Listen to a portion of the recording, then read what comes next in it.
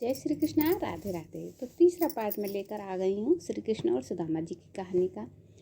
जब श्री कृष्ण सुदामा जी से इस तरह वार्तालाप कर रहे थे तब उन्होंने झट से पोटली में से एक मुट्ठी चावल उठाया और तुरंत मुंह में डाल लिया।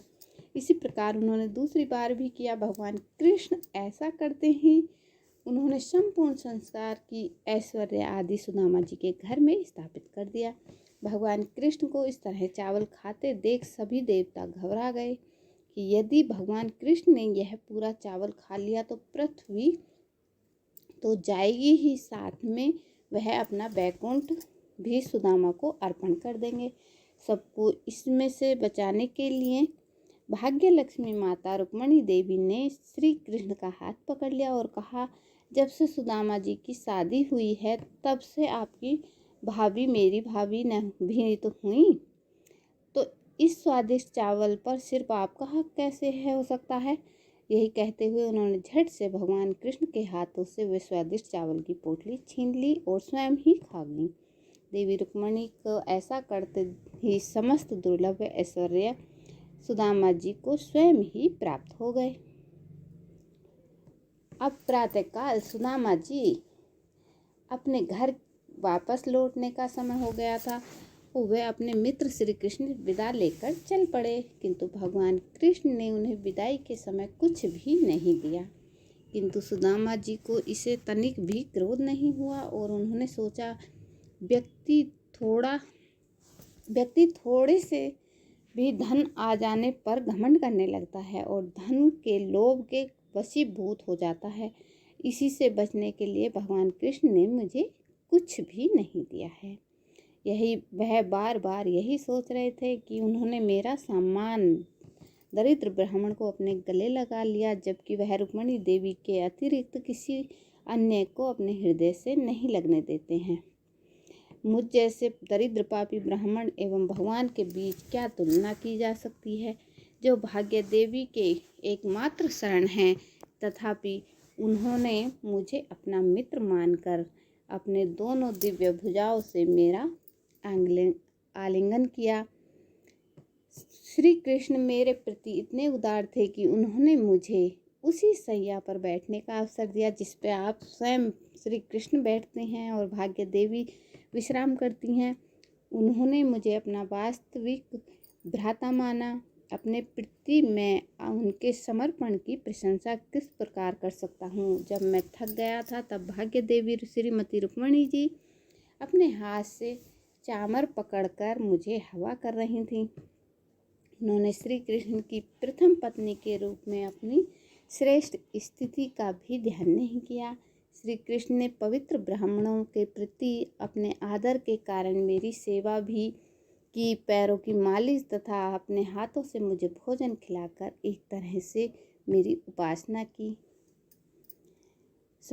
इस संपूर्ण ब्रह्मांड में के प्रत्येक प्राणी भगवान श्री कृष्ण के चरण कमलों की उपासना अपने सभी भौतिक ऐश्वर्य तथा रहस्य योग्य सिद्धियों की कामना पूर्ति के लिए करते हैं। लेकिन फिर भी भगवान मेरे प्रति इतने दयालु थे कि उन्होंने मुझे कुछ नहीं दिया, क्योंकि उन्हें पता था कि धन की प्राप्ति करने पर मैं खुश हो जाऊंगा और पागल होकर अपना धर्म भूल जाऊंगा।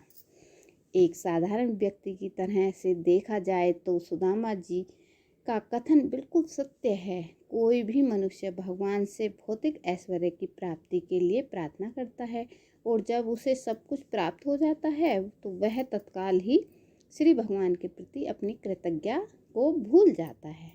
यदि कोई भक्त निष्ठापूर्वक भगवान की सेवा करता है और भौतिक ऐश्वर्य की कामना करता है तो भगवान उसे सभी कुछ दे देते हैं और वह इसमें लिप्त ना हो।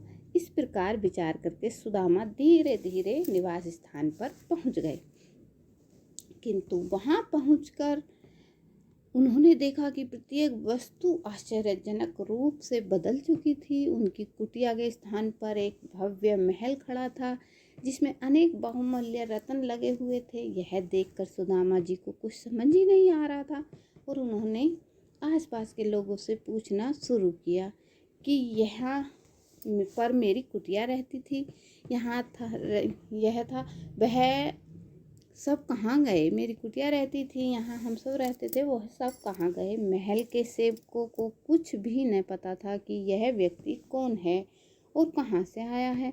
इसीलिए उन्होंने इनकी खबर तुरंत ही सुदामा जी की पत्नी सुशीला जी को दे दी।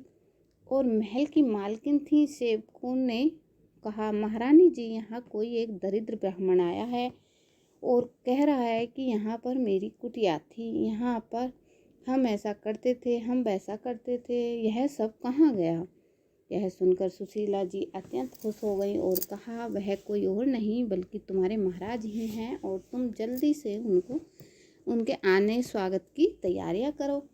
तत्पश्चात वे स्वयं अपने हाथों से आरती की थाली लेकर सुदामा जी के सामने आ गईं।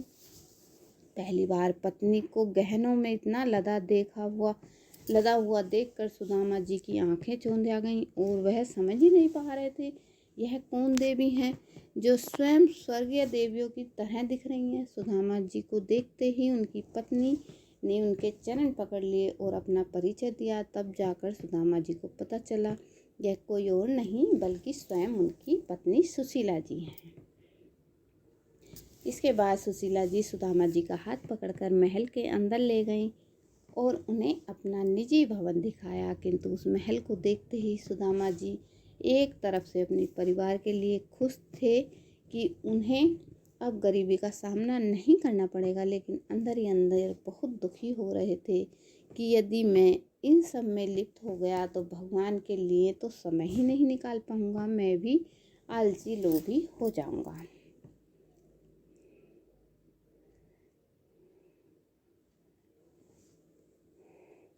वह सब कुछ समझ गए कि किसी और ने नहीं बल्कि उनके मित्र श्री कृष्ण ने ही यह सब किया है, इसीलिए मुझे आते समय कुछ भी नहीं दिया, मार्ग में मुझे परेशानी न हो। अब सुदामा जी की आंखों से आंसू बहने लगे थे और वे दुखी मन से महल के बाहर निकल आए और कहने लगे, भगवान मैं क्या करूँगा, इन सब का मुझे तो भौतिक वस्तुएं और ऐश्वर्य की तनिक भी चाह नहीं है, तो मैं तो केवल आपकी भक्ति में ही खुश रहना चाहता हूँ।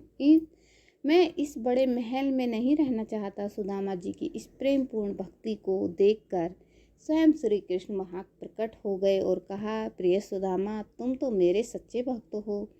तुमने अपने जीवन में बहुत दरिद्रता गरीबी देखी है, किंतु अब मैं चाहता हूँ कि तुम अब बिल्कुल दुख ना सहो। मेरी इच्छा है कि आज से तुम्हारा जीवन शेष है, तुम इस महल में निवास करो और मेरा यह वरदान है कि तुम कभी यहाँ मोह माया में लिप्त नहीं होगे और मृत्यु के उपरांत तुम्हें परम धाम प्राप्त होगा। सुदामा जी ने भगवान कृष्ण की इच्छा और आज्ञा का सम्मान किया और उन्हें प्रणाम करके वापस महल में चले गए, किंतु महल की चकाचौंध ने उन्हें कभी प्रभावित नहीं किया। तो यही थी सच्ची मित्रता जो एक दूसरे को कभी भी संकट में नहीं देख सकती थी। जय श्री कृष्णा, राधे राधे। कैसी लगी बताइएगा ये कहानी।